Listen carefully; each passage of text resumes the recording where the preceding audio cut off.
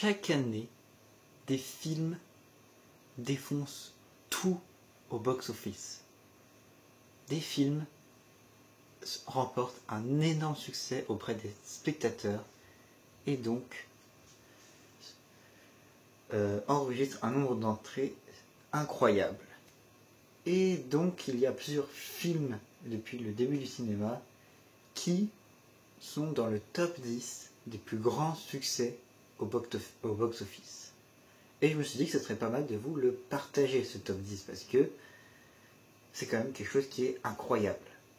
Alors, je vous préviens tout de suite, vous allez avoir à peu près les mêmes genres de films. Hein, il n'y a pas des films différents, vous allez avoir à peu près les mêmes sortes de films. Donc ne vous étonnez pas s'il y a par exemple 3 films de la même franchise, etc., etc. Et ne vous en faites pas, ici il y aura bientôt quelque chose qui remplira ce mur. Voilà, je dis rien, je dis ça, je dis rien. Est-ce que vous êtes prêts pour le top 10 des plus grands succès au box-office? On y va. Avant de commencer, si vous ne savez pas ce que c'est le box-office, je vous invite à aller sur mon compte Instagram et à chercher le premier épisode un des premiers épisodes de Taladef, qui est un concept que j'avais fait où je donnais la définition d'un mot du cinéma, et donc j'ai donné la définition du mot box-office. Et donc, le box-office, pour être assez bref et simple, c'est tout simplement le nombre d'entrées lors de la sortie du film. Voilà. On commence donc avec le numéro 10. Le numéro 10, c'est un film d'une grande franchise. Il y a eu, si je ne me trompe pas, 4 films sur cet univers. Enfin non, il y a eu plusieurs films sur cet univers, mais il y a eu 4 films, dont 3 sont dans le top. Il s'agit du premier épisode de la quadrilogie Avengers. C'est-à-dire qu'il s'agit de Avengers qui est sorti en 2012, si je ne me trompe pas. Et oui, Avengers est le numéro 10 du top 10 des plus gros succès au box-office. Et c'est normal, c'est un film de super-héros qui réunit plusieurs super-héros Marvel. Donc on a Captain America, Iron Man, Thor, Hulk, Black Widow et Hawkeye. Donc si il y a Iron Man, Hulk, Thor, Captain America, forcément ça va réunir du monde et donc ça va plaire à beaucoup de monde. Et en plus c'est le premier épisode de la quadrilogie Avengers. Ce qui signifie que c'est le début de quelque chose. Voilà. On va passer maintenant au numéro 9. Le numéro 9... Oui, je coupe pas, c'est pas ça va couper. Ah d'accord, excusez-moi. Donc le numéro 9, il s'agit d'un Disney. Mais pas n'importe quel Disney, il s'agit d'un remake en live action d'un Disney. C'est-à-dire que c'est la version live action avec des... Enfin, normalement c'est avec des vrais acteurs, mais vu que là c'est avec des animaux, en fait c'est pas un dessin, c'est une représentation assez réelle des animaux. Et quel est le plus grand Disney de tous les temps? C'est le Roi Lion, mais là c'est le Roi Lion de Jon Favreau, donc le live action du Roi Lion qui est sorti je sais plus quand. Et oui, le live action du Roi Lion remporte la 9e place de ce top 10. Et je veux faire peut-être une vidéo sur les live action parce que c'est n'importe quoi. Mais il y en a quand même que j'apprécie, donc je voudrais en faire une vidéo pour vous dire que il y a quand même des live action qui sont très très bien réussis et d'autres qui sont très très bien pas réussis. Voilà. Ensuite, en 8e place, on retrouve le seul et l'unique opus d'une saga que beaucoup adorent. C'est une saga de Steven Spielberg qui parle d'aventure, qui parle d'archéologie, tout ça. Non, c'est pas Indiana Jones. Donc s'il y a une autre saga d'aventure que Steven Spielberg a réalisée, c'est Jurassic Park. Mais là, c'est pas dans la trilogie Jurassic Park, il s'agit de Jurassic World, Donc il n'a pas été réalisé par Steven Spielberg, mais à la base ça vient de lui. Et oui, Jurassic World, 8e place de ce top. Est-ce que vous vous rendez compte? Je ne pensais pas que Jurassic World serait dans le top 10 des plus gros succès au box-office. Mais bon, après, quand on voit les autres, on se dit que ils sont quand même mieux. Ils ont investi plus d'argent. Enfin, ils ont réuni plus de gens. Excusez-moi, mais je confonds tout. Je confonds avec le budget que ça a coûté. Mais ouais. Forcément, c'est le retour d'une grande saga qui se passe plusieurs années après Jurassic Park, donc forcément ça réunit les gens. C'est comme Avengers, c'est le premier opus d'une trilogie, donc voilà, c'est le renouveau aussi. En 7e place, on revient dans Marvel avec un film très récent qui a fait beaucoup de parler de lui avant sa sortie, puisque il allait avoir le retour de plusieurs acteurs qui ont incarné une icône de Marvel. Si je vous dis qu'il y a 3 super-héros de différents univers qui se réunissent pour affronter plusieurs méchants de plusieurs univers, Spider-Man No Way Home, mesdames et messieurs, est 7e dans ce classement. Moi, personnellement, j'ai pas trop aimé le film parce que je trouvais que c'était que du fanservice, qu'il y avait Tobey Maguire et Andrew Garfield qui revenaient, donc ouais, voilà. Et forcément, ça fait revenir les gens, ça fait attirer les gens. Parce qu'il y a les anciens Spider-Man qui reviennent, donc forcément on a envie de voir ce que ça donne. Mais bon, si vous voulez voir un bon film sur le multiverse, regardez Across the putain de Spider-Verse. Regardez ce film-là plutôt que Spider-Man No Way Home. Mais voilà. En 6e place, on retourne dans Avengers, et cette fois ce n'est pas le 2e de la saga, ce n'est pas le dernier de la saga, mais bien le 3e de la saga.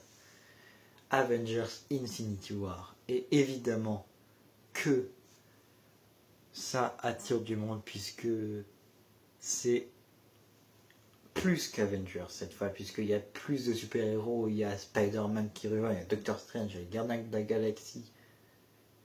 Et donc forcément que tous ces super-héros réunis attirent du monde.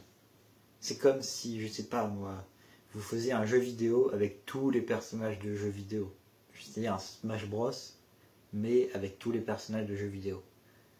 Ce qui est impossible parce qu'il y a tellement de jeux vidéo.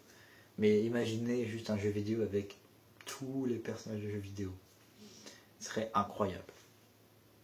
Mais voilà.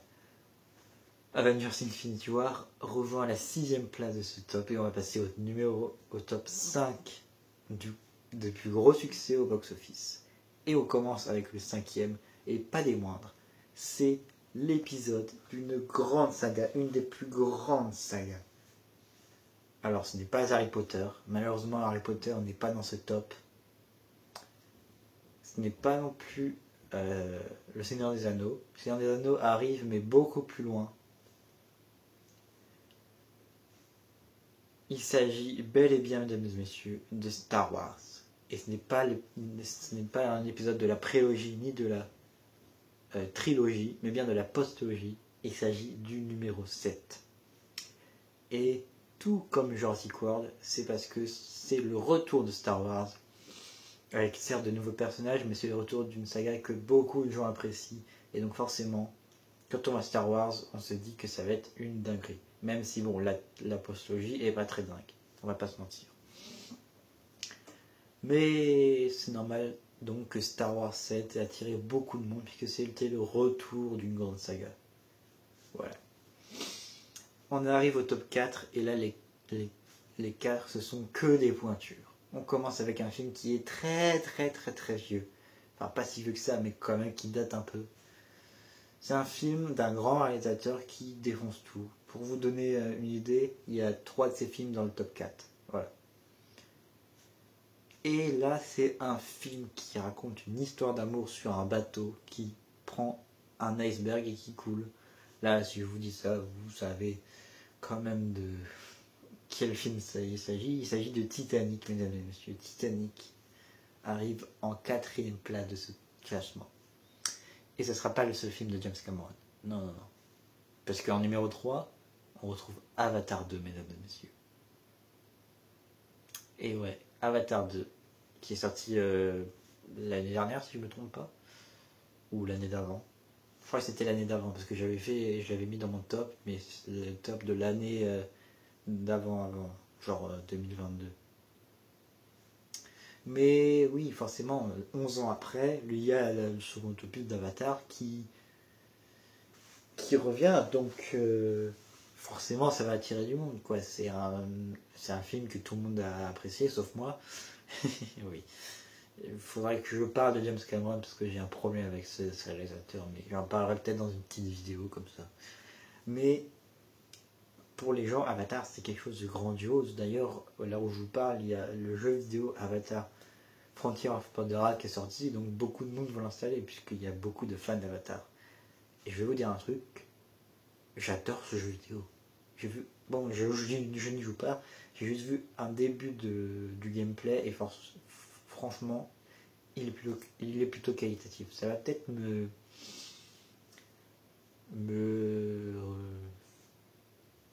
réconforter avec Avatar. Me réconcilier, réconforter, ce que vous voulez. Mais voilà, et donc oui, Avatar 2, forcément, vu que c'est un des plus grands, une des plus grandes attentes de l'année, bah forcément ça attire beaucoup de monde. J'en perds mes mots tellement c'est incroyable. Moi j'ai bien aimé le 2, le 1 moins parce que je me suis fait chier, alors que le 2 est plus long que le 1, mais sauf que le 1 était vraiment long as fuck, alors que le 2 il était quand même plus... Je trouvais que le 2 était mieux, voilà, c'est tout. J'en parlerai, de toute façon j'ai fait une vidéo dessus où je disais... où je parlais des suites, avec notamment la suite de Joker et donc la suite d'Avatar. Si vous n'avez pas vu la vidéo, allez la voir, hein, mais bon, c'est juste une vidéo coup de gueule. Voilà. Pourquoi je parle tant? Parce qu'on arrive au top 2, mesdames et messieurs. Et le top 2, eh ben, on va revenir dans Marvel. Et là, forcément, je vous ai dit qu'il y avait 3 films Avengers. On a vu Avengers 1, Avengers Infinity War, et il manque le meilleur des 4. Avengers l'ère d'Ultron, mesdames et messieurs. Non, je rigole. Pour moi, Avengers l'ère d'Ultron, je trouve que c'est le pire des 4. Franchement, le 1, il était assez bien. Le 3, bah, forcément, il était incroyable. Le 2, il était à chier. Il était nul, il était chiant. Et il en reste un, il reste le dernier, mesdames et messieurs, Avengers Endgame. Bah oui, parce que forcément, c'est la fin d'Avengers. Vont-ils réussir à tuer Thanos, à vaincre Thanos? Et pour ceux qui ont vu le film, vous savez qu'il y a eu plusieurs moments